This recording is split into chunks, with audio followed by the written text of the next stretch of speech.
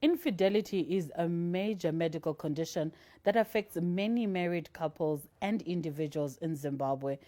And as such, it is also associated with several negative societal issues that people bring about: stigma, rejection, verbal and physical abuse, as well as marital conflict. Studies reveal that infidelity can be caused by both social and biological factors, which have seen many childless couples seeking treatment from spiritualists, traditional healers, and of course, the medical fraternity. Welcome to Issues Panenyaya. My name is Sokostina, and with Siposihle Ndlovu on sign language. Let's take a look at what happened on Issues Panenyaya last week. 15 September 2014, mbereko yakaramba. Okay. Tiri mukati memba. Takamboedza kumboendawo kumaprofita kuzin'anga zvakaramba. Asi mumusha mandakaroorwa hapana achandida kana achandona semunhu. Noti vese vanenge vachiti uri ngomwa. Saka dzokera kumusha kwenyu. Dai uri munhu ane kumusha kana kuti ane hama, waidzokera musha kwenyu panoti ugare musha medu usiri kubara. Zvinhu izvozvo zvaindidya mwoyo ndichingoti rega ndishingirire mumba mangu, mwana chipo chinobva kuna Mwari. Ndaedza nepese pandaigonawo kuti ndishande ndinamatewo kuti mwana auye, asi zvakaramba.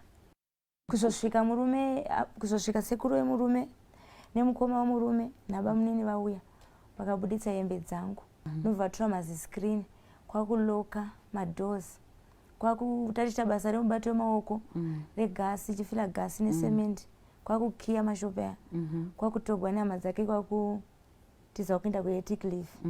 Akanga kuti iwe ndione dambudziko rotuseta vana, noti nini vana vangu kwaindinavo muchiuno mangu.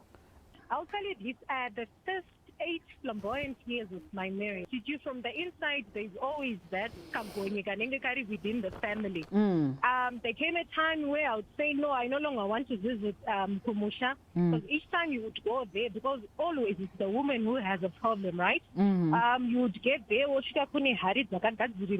ready to eat, you know, you have rituals that are prepared for you, and Mr. Sunny doesn't even bother to be part of it. So you find it became stressful, and there was a lot of pressure.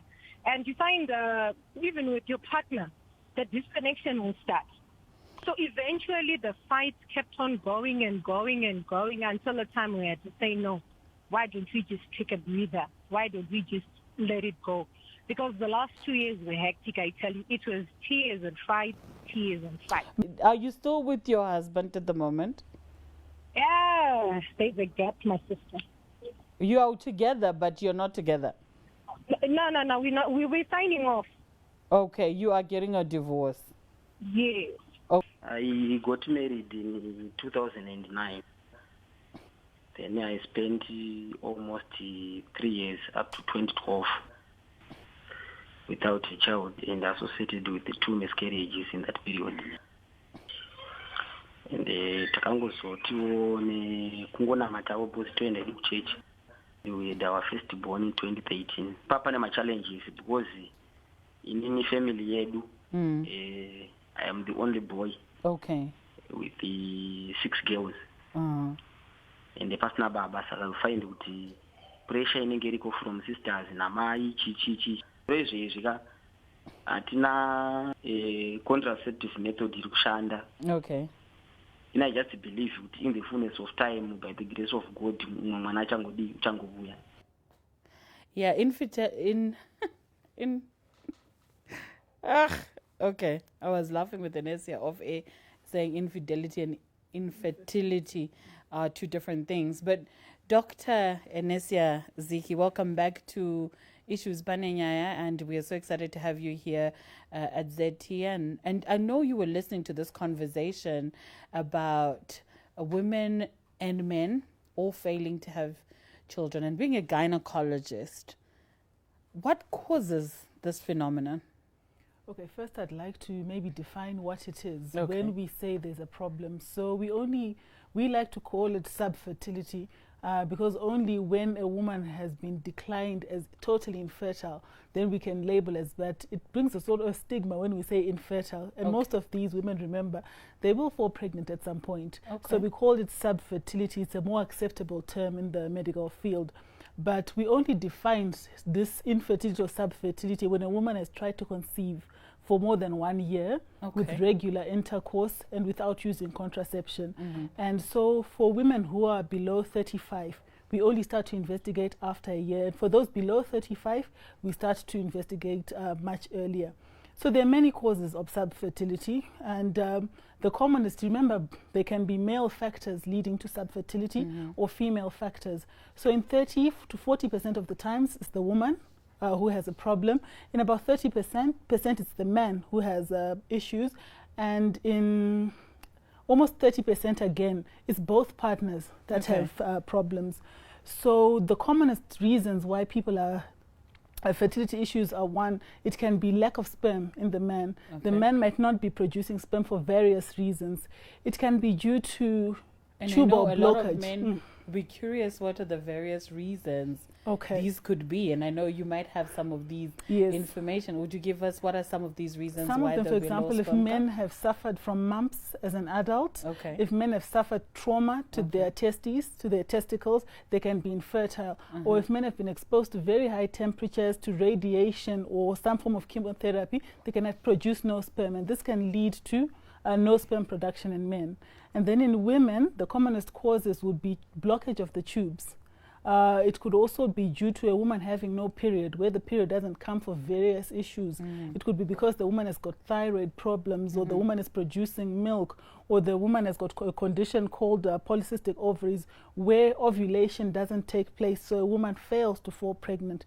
Then there are other complicated matters, like conditions called endometriosis, where a woman has got abnormal tissue inside the abdomen that makes it unfavorable for her to fall pregnant. So there are many causes, and so doctors have to really take time to find out from the woman or the man. And ideally, when we investigate subfertility, both partners should be available so that we provide comprehensive attention. So it takes a lot of skill to actually ask for and rule out the various causes of subfertility. There are many, and treatment has to be sort of tailored to what the cause is.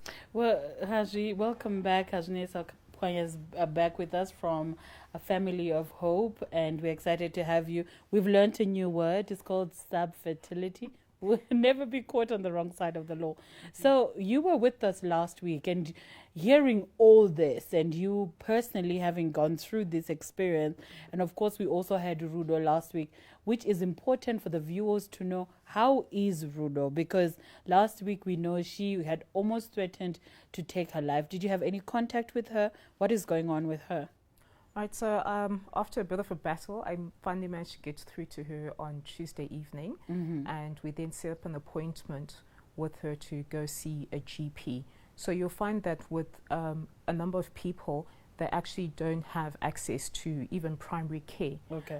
So we set up an appointment for her. She went to see the doctor yesterday, and the doctor has written a number of tests that he wants done, and also a pelvic scan, so they can image the... in other words, half of what she said. Half of what Dr Ziki has said. Quarters, or all of it is what the investigations that the gynaes would do. So we're just waiting to get the costs back on that, and then we'll pay, and hopefully Rudo can have some answers. And did you get answers for yourself? Did you get all these rigorous tests? Did you experience... what happened with your experience? So I lost 3 pregnancies before 12 weeks, and then I lost one at 23 weeks. When I lost the first one, it's then that I learned I actually had a fibroid. But at the time, we didn't think it was in a position where it would threaten a pregnancy. So I went ahead, I fell pregnant again. I lost that at, I think, between 4 and 6 weeks. But I ended up having to go to theatre, and when the doctors opened up, they realized this thing has grown out of proportion. So I had to go for investigations and MRI scan to actually pinpoint where it was located.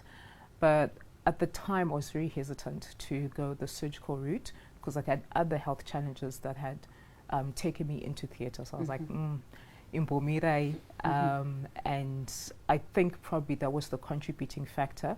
Though I haven't tried to fall pregnant now that the fibroid has been removed. So hopefully if You haven't tried? No. How long ago was that when that happened? I had the fibroid removed last year. Okay. Yeah. And are you going to try and get pregnant? I think so. I'm on the fence because loss is also very traumatic. Right. And you get to a point where you're like, you know what, I think let me just accept my life the way it is. But it's something that I've started relooking and reconsidering also as I get older. Like, and maybe your I'd partner? like a mini me. Sorry? Your partner? I think he would be keen to have kids, so it's something that we're talking about. It's something that you're talking about.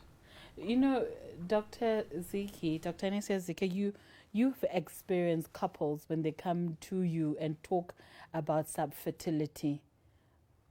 How do you handle such conversations? I know you're a doctor, but also you're a mom. How do you handle conversations like that with people who, like her, she had so many miscarriages and now she will eventually try for a baby, but what goes on and how do you handle it? You know, it's important when a woman comes who has had pregnancy losses to really take into account her emotional state, the psychosocial trauma that she has had from one loss or from not having a pregnancy at all. So it's important to treat the women with empathy. You have to really try and fit into their shoes to see and understand how they're feeling. So for me, a good part of the consultation is spent on psychological health because it's important. One, if a woman is stressed, remember, it also affects many other things, you know, so we have to be empathetic. And when it's not enough, I've had to refer to appropriate psychologists for better care, because sometimes in an obstetrician's office you spend 45 minutes and sometimes it doesn't address all of your issues. So this kind of problem needs a multidisciplinary team approach where we take into account the psychologists to try and address women's health. And it's also important to make sure that sometimes people get stuck on one cause, to investigate many causes, because sometimes these causes are so linked. You might think it's just the fibroid, yet there are other things that could be contributing to the subfertility. And what other things could these be? Curiously asking, you know. Okay, for example, if a woman has had 3 consecutive losses, that points you to different diagnoses altogether. You have to consider antiphospholipid syndrome. It's a neglected condition in women, but that does lead to recurrent pregnancy loss. So I'm saying we have to approach these women in a holistic manner to try and get their problem sorted. Yeah. You know, Haji, the lived realities are in where there is no children in marriages, they tend to get terminated, strained, or actually come to an end. And I know your organization handles women and mostly women, right? Correct? In these situations. So when the realities of, well, she says it's called subfertility because eventually they can have children, but to them the reality is that I cannot have children. What is it that you do for them at Family of Hope that they stay hopeful and say, you know what, if this is my fate, then let it be? So Family of Hope actually started as a support group with just women who'd gone through loss.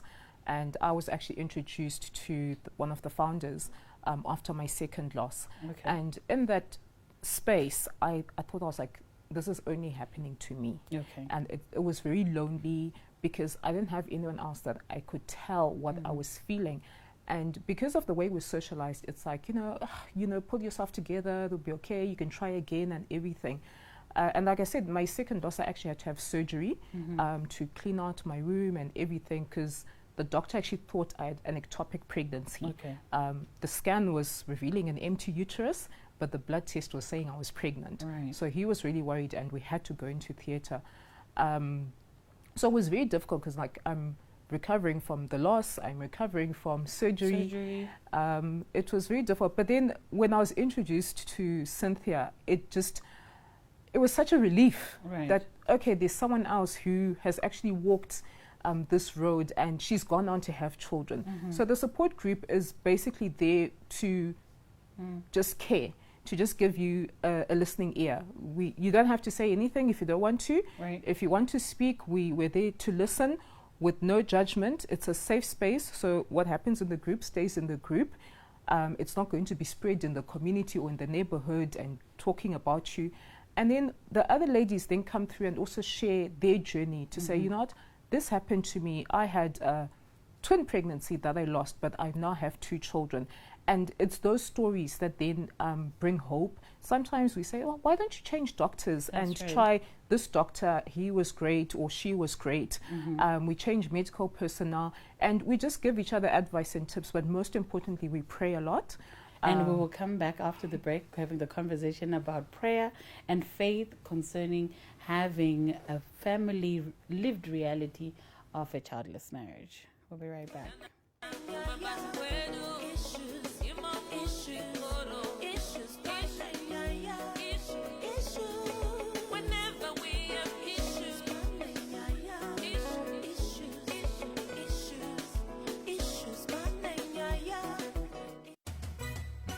Generally, society has a tendency of shying away from tackling matters that disrupt the status quo.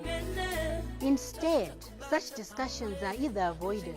As a result, attitudes are created and truth reinvented. On this platform, we dare to venture into those territories. This is Issues Panenyaya.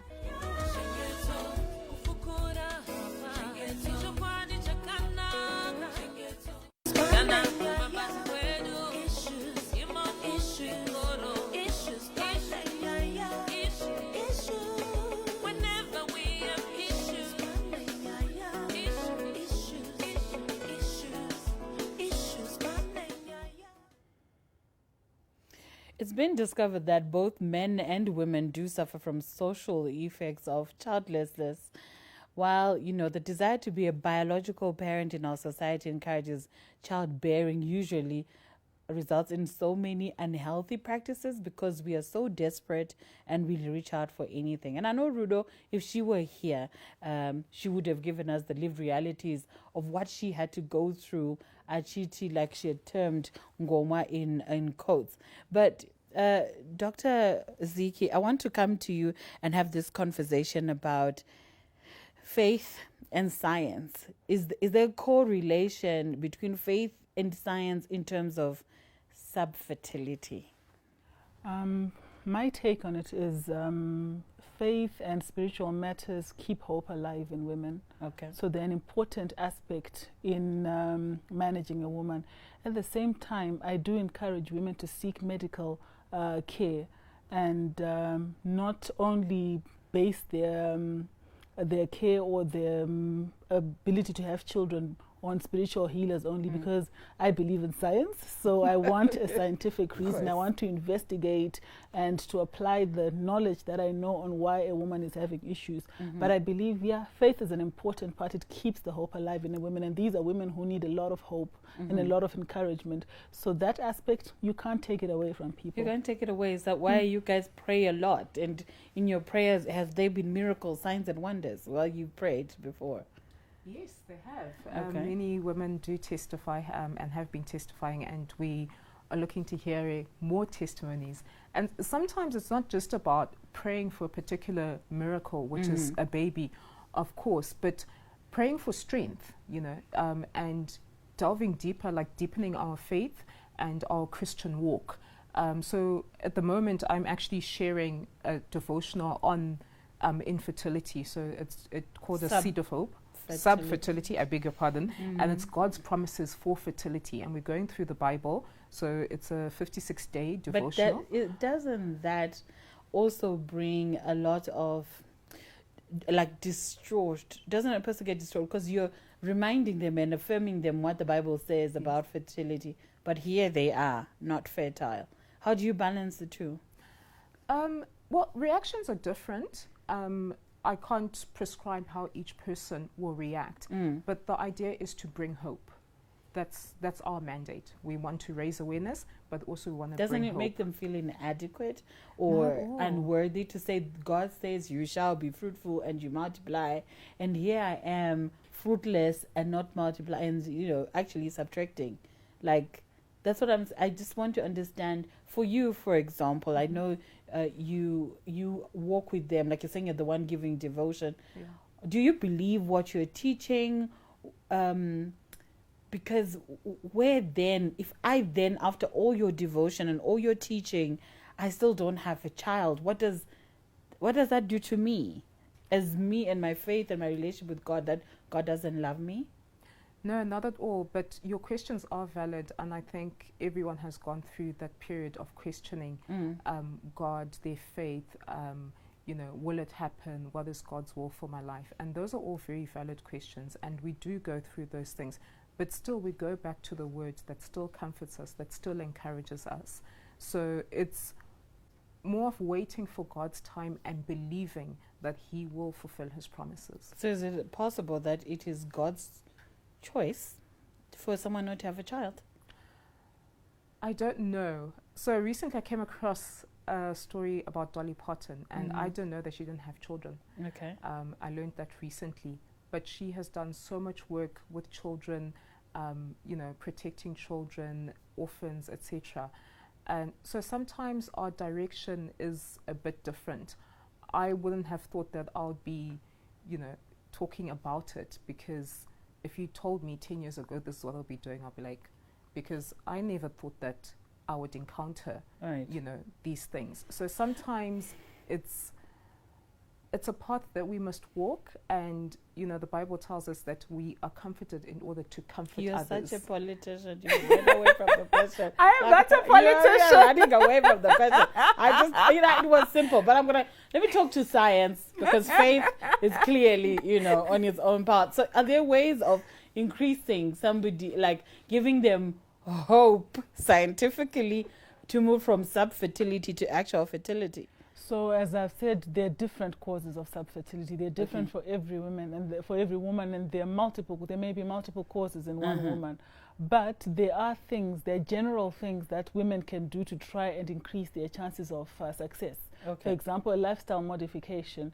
If a woman smokes, we would encourage her to stop smoking, to drink less alcohol or no alcohol at all, to try and increase the chances of fertility, and also such things as maintaining an ideal body weight. Because sometimes when you're underweight or overweight, it can lead to issues with subfertility. So there are general measures that women can take.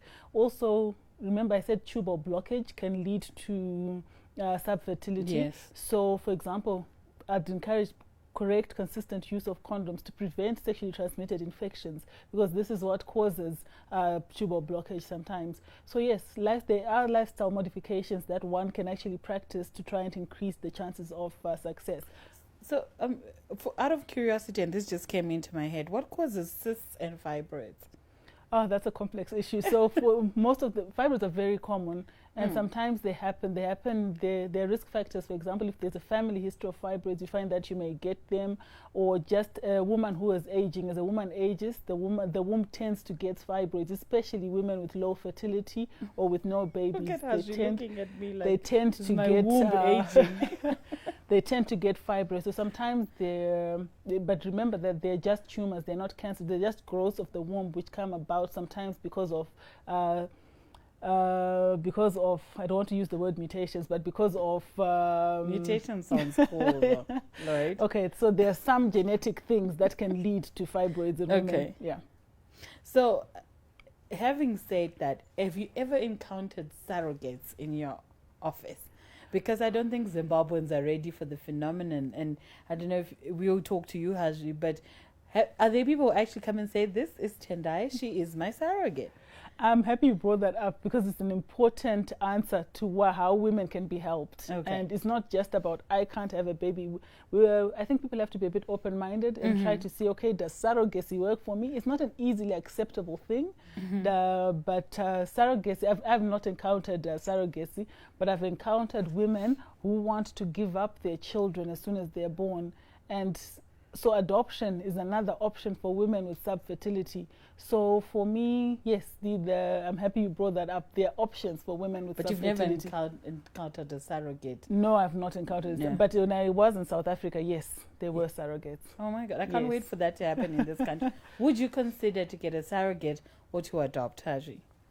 So we're actually discussing the issue of adoption versus surrogacy or going the sperm donor route yesterday on the group, and the leaning is more towards having one's own biological child. And it's interesting you bring up the issue of surrogacy because my partner once suggested it, like, if you're not comfortable to carry a pregnancy to full term, let's consider this. But because it is your egg and his sperm, so they've just got a healthy womb and they're carrying it for you.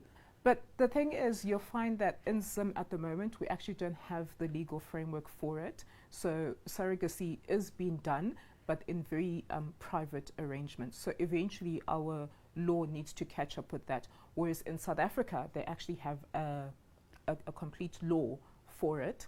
You cannot pay a surrogate in South Africa. Your responsibility is for medical bills and, covering their loss of income and things like that. And they have to do it for, I think they're called altruistic reasons, for that love to want to help someone else. It cannot be a business transaction. Then I'm going to the US.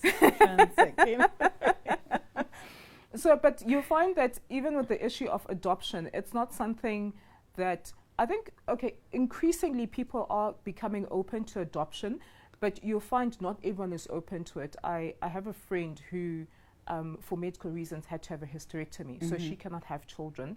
And her mom just said, look, I cannot accept an adopted child because that child doesn't have my blood running in them.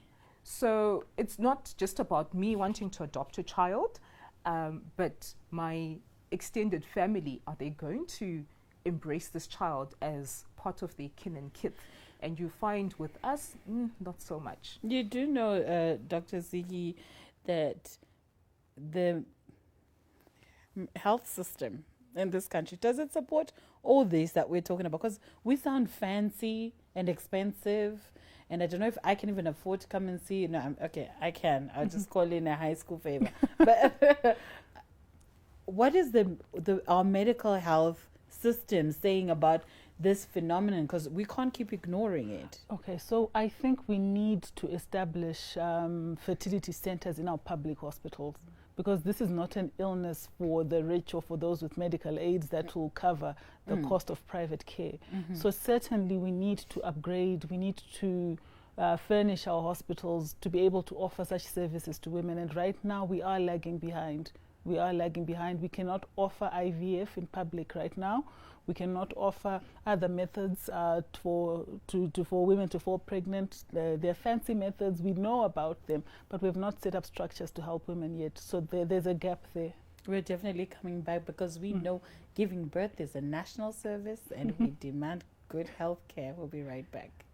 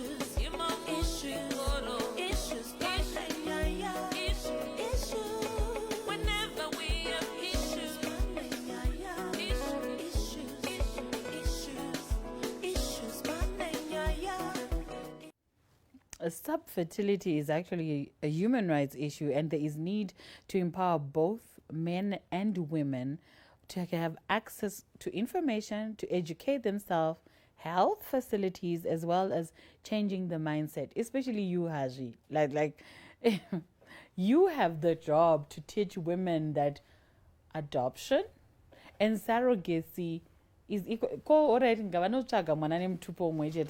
How's that? I mean, something, because blood is defined by what? By what is there different? Let's ask science on it.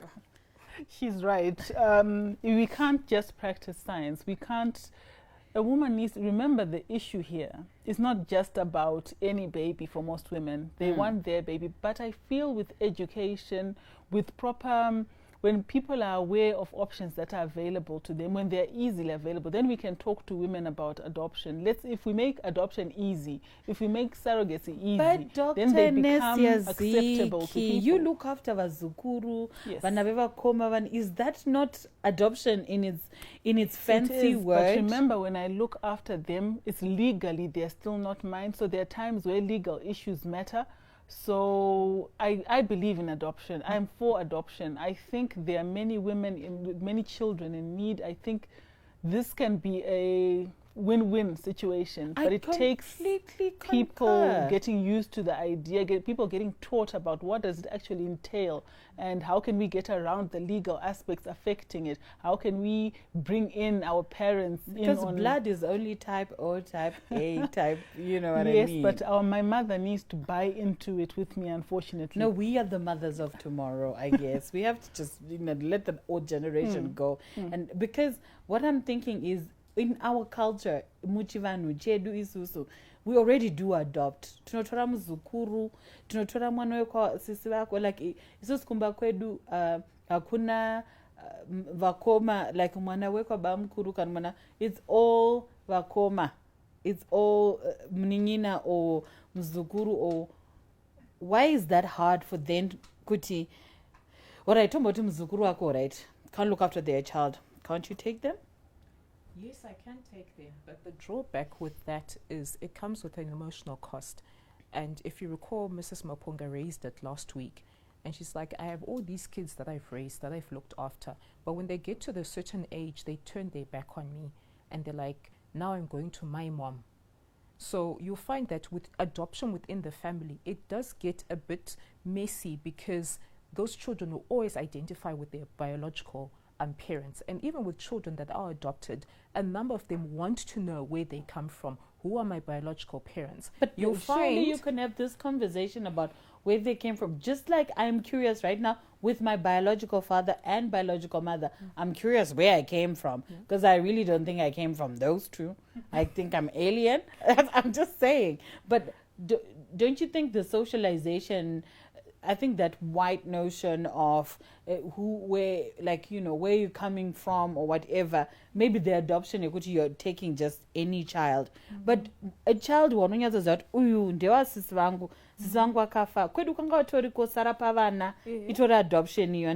it's passed on. So why are we not open to that? To say, even if your aunt dies today, what enda kurufu padon sarapa wanoto volunteer kuti ininda ready kuva maindi te sarapa vana. I can do that and provide a great life for those children. But there will come a point where those children will demand to go back to where they came from. Maybe their father hasn't been part of their life in the 10, 20 years that I've raised them. They will leave me and say, Tuguno chaga baba velu, you know.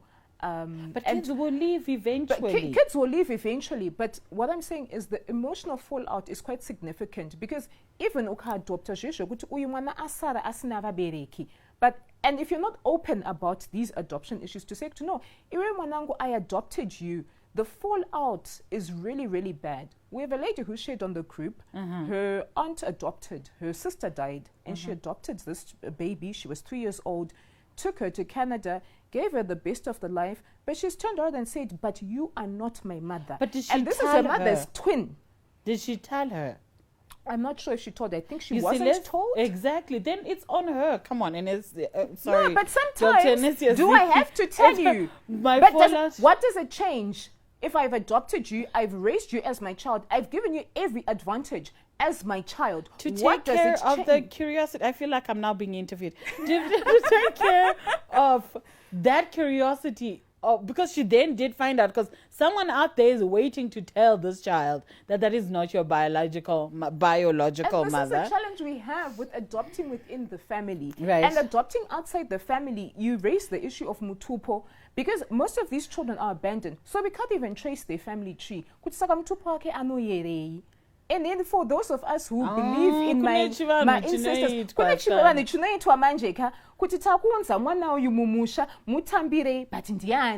I promise you, Hazu should swap seats. I mean, this is like, you know, Dr. Ziki, please forgive me. I went to school with Dr. Ziki, so I went default to calling her by her name.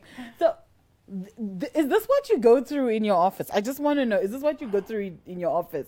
To have such passionate Hajines who are out there and mad at you that I want to have my baby and this is what is going to happen. Yes, it does take a lot of counseling. For example, women sometimes, if you suggest adoption to them, they're outright, it's a no. It's better when they're arguing like this.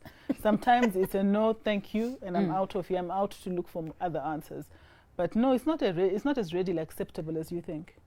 It's not readily I think I'm just woke. Because honestly, my son, I also my son, this is the 4th year. He's out there with his stepmom. And are you saying Kutitawanda one day is just going to wake up and say, he will. Nah, that is a lie. So I was a stepmom for about 3 years when I was married. I was a stepmom. They don't forget their mothers. It doesn't matter what you do. No, I'm not saying he's forgotten about me. No, it's not that. But the thing is, there will come a point when he is of age and of means, and he will come back and look for you. And you will have a lot of questions to answer.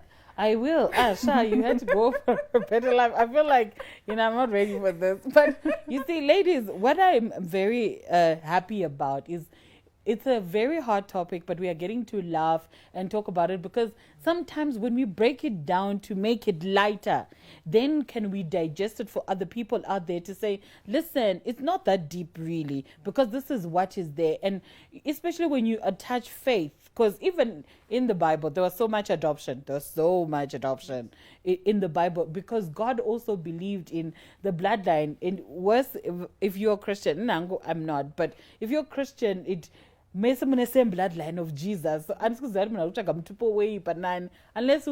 Manjana Soko, who'll be like, you know what, where is the Soko, is this, where is the Mkanya in this or the situation?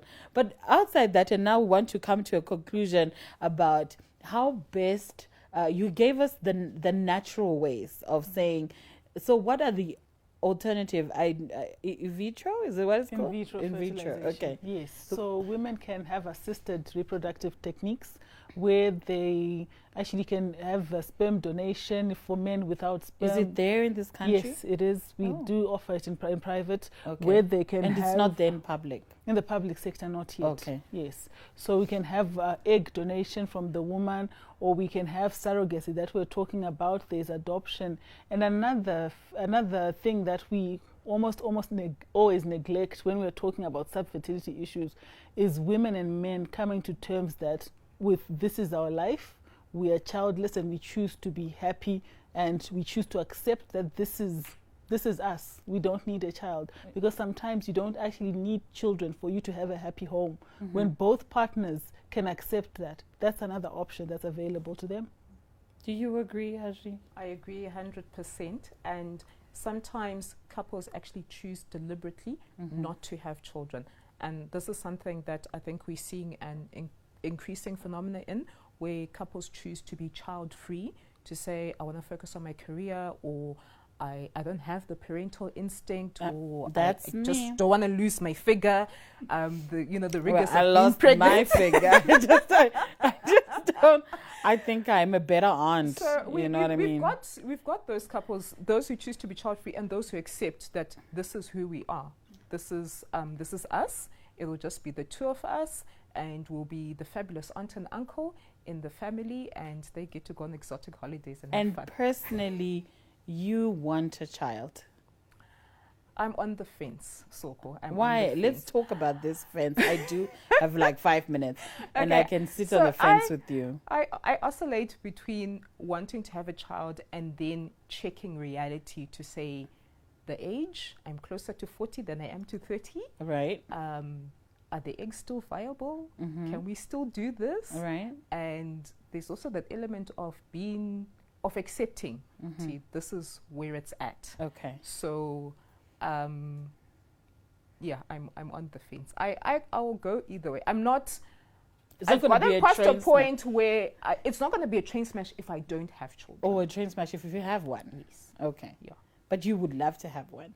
I would. Or not have one.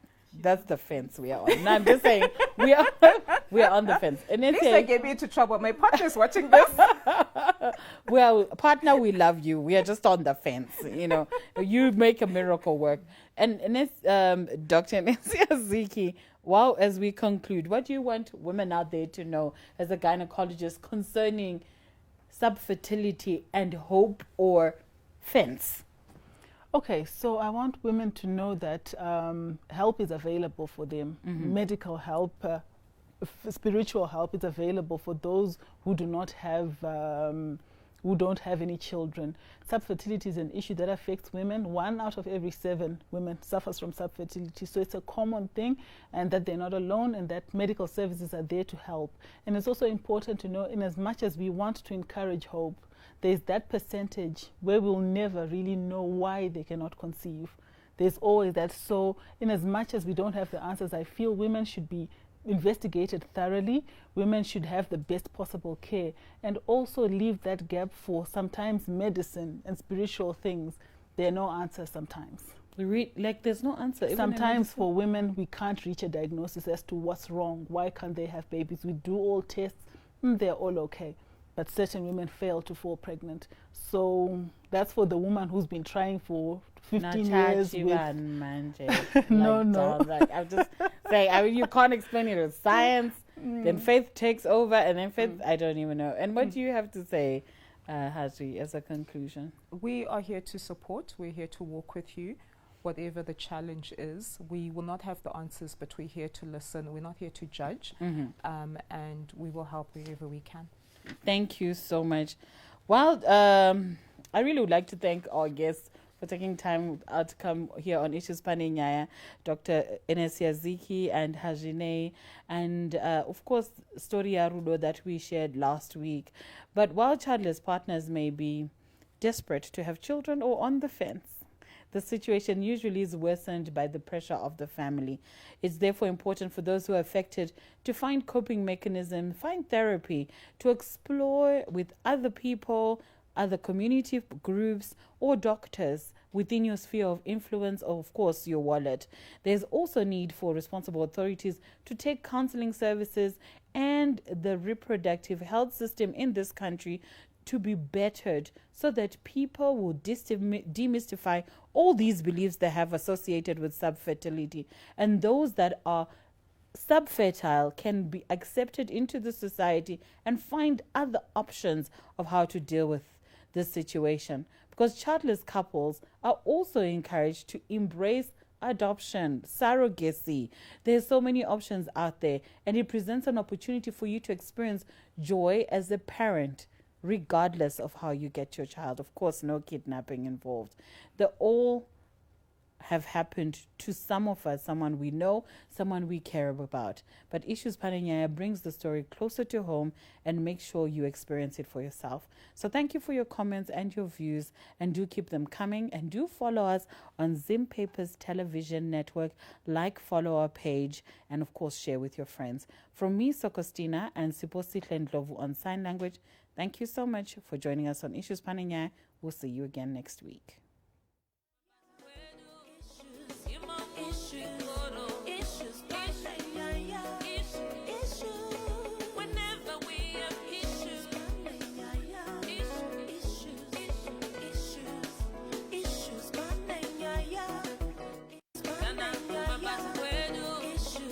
Issues.